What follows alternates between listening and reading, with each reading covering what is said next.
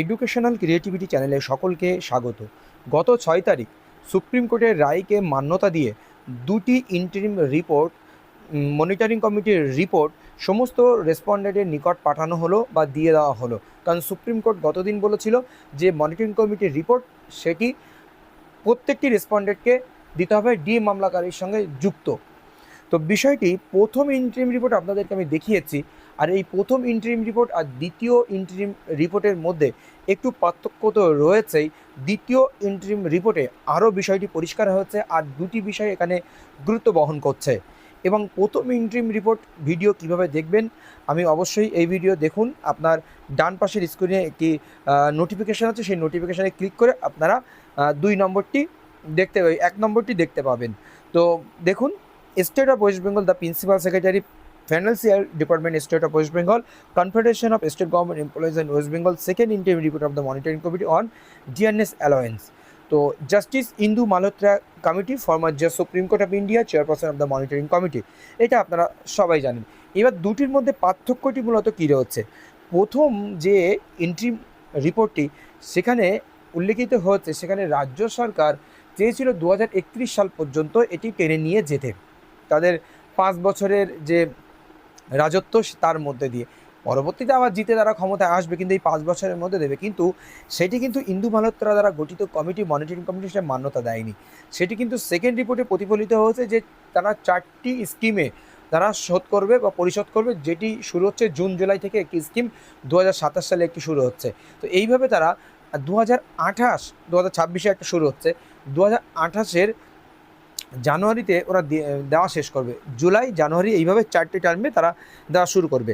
তো প্রথম কন্টেন্টসে state affidavit date 15 July 2026, file by the state.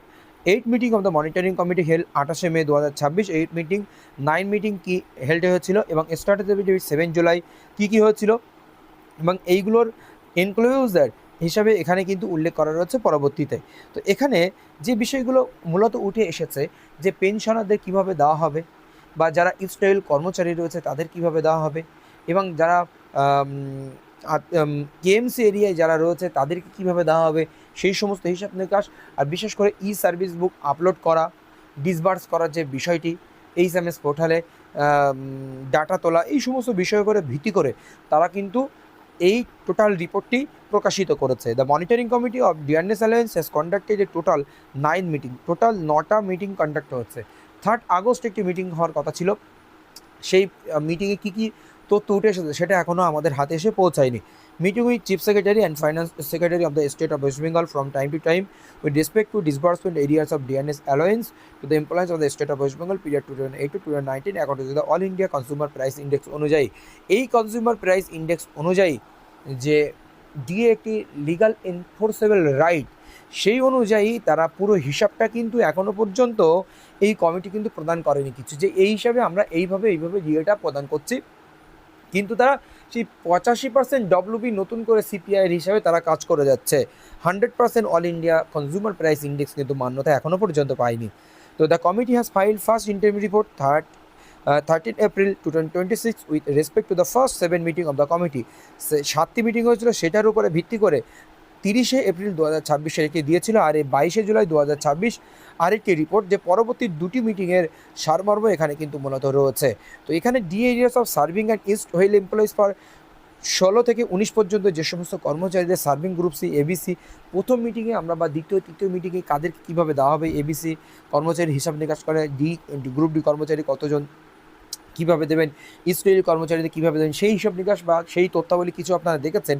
এখানে টোটাল পুরো বিষয়টি একটি তথ্যের মধ্যে এসেছে, এই ছকের মধ্যে পুরো বিষয়টি রয়েছে, টোটাল অ্যামাউন্ট বিষয়টি। এবং DR arrears of the pensioner, family pensioner, যারা ডিএনএস অ্যালাওয়েন্স একটি উপরে, আর ডিএনএস রিলিফ, যারা পেনশনার ফ্যামিলি পেনশনার, তারা কীভাবে ডিএ, তাদের কতজন এমপ্লয়িজ কীভাবে দেওয়া হয়, সেই বিষয়টি আগেও বিভিন্ন মিটিংয়ের সারমর্মের তথ্য আপনাদেরকে কিন্তু দেখিয়েছি, কত অ্যামাউন্টের ডিএটিএ দেওয়া হচ্ছে, সেই বিষয়ে এখানে কিন্তু আলোচিত হচ্ছে। 8 meeting of monitoring committee held on 28 May 2026, monitoring committee convent the 8 meeting on 28 May ইত্যাদি ইত্যাদি। তো এখানে কত কী খরচ হচ্ছে সেই বিষয় তুলে রয়েছে। এই 8 মিটিং, এই 7 মিটিং বলুন, আর 6 মিটিং আর 5 মিটিং বলুন, প্রত্যেকটি মিটিংয়ের ডাটা কিন্তু আপনাদেরকে আমি আগে বিভিন্ন ভিডিওতে দেখিয়েছি। কারণ আপনারা জানেন যে যখন আগের সরকার একটি MA ফাইল করেছিল সুপ্রিম কোর্টে, সেখানে বিভিন্ন মিটিংয়ের তথ্য দেওয়া ছিল, 4-5টা মিটিং। তারপরে নতুন সরকার আসার পরে যে কটি মিটিং হয়েছে সেই মিটিংয়ের তথ্য কিন্তু এখানে দেওয়া রয়েছে।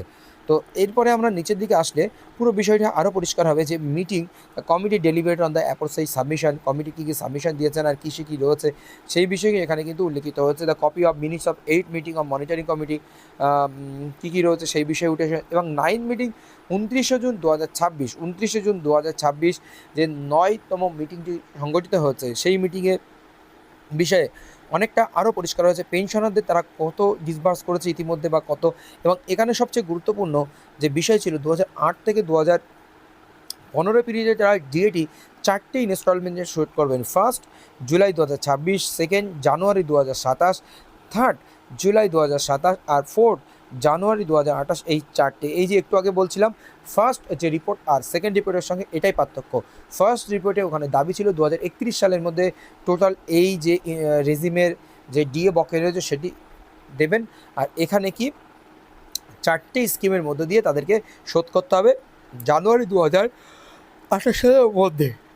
তো এরপর আমরা যদি নিচের দিকে আসি আরও বিষয়টি দেখতে পাবো। তো এতটা বিষয় নিখুঁতভাবে আপনাদের জানার খুব একটা প্রয়োজন নেই, মূল বিষয় কী কী রয়েছে সেগুলো জানলেই চলবে। আরেকটি বিষয় এখানে আপনাদেরকে বলতে হয়, গ্রান্ট ইন এইড কর্মচারীদের বিষয় কিন্তু এখানে কোথাও উল্লেখ নেই। আর গ্রান্ট ইন এইড যে বিষয়টি উল্লেখ ছিল যে নতুন সরকার যে স্ট্যাটাস রিপোর্ট জমা দিয়েছে সুপ্রিম কোর্টে, যে রিসেন্ট এই যে চলতি আগস্ট মাসে বা তার আগের মাসে, তো সেখানে গ্রান্ট ইন এইড কর্মচারীদের তাদেরকে দিয়ে দেওয়া হবে সেটা কিন্তু উল্লেখ রয়েছে সেই জায়গাটায়। তো এরপরে নেম অফ ব্যাংক কীভাবে কী দেওয়া হচ্ছে আর টোটাল পিপিও কত রয়েছে কর্মচারী ইত্যাদি ইত্যাদি বিষয়গুলো এখানে কিন্তু উঠে এসেছে।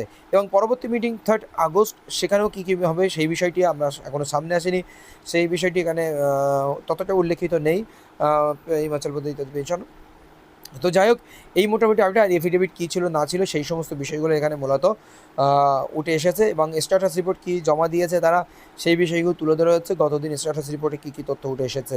তো ধন্যবাদ। এই হচ্ছে মোটামুটি দুটি ইন্টারভিউ রিপোর্ট, যে রিপোর্ট মনিটরিং কমিটির রিপোর্ট, সেই রিপোর্ট দুটি রেসপন্ডেন্টদের তুলে দেওয়া হয়েছে।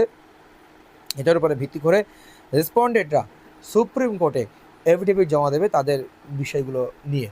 এদিকে সবচেয়ে বড় বিষয় যে জাস্টিস সঞ্জয় কারোল 22শে আগস্ট স্যাটারডে উনি কিন্তু অবসর নেবেন কর্মজীবন থেকে, তো বিচারপতি হিসাবে। তো সুতরাং এর মধ্যে তিনি এই 18ই আগস্ট কত অগ্রগতি ঘটাবেন সে বিষয়টি আমাদের অবশ্যই জানার প্রয়োজন রয়েছে। ধন্যবাদ।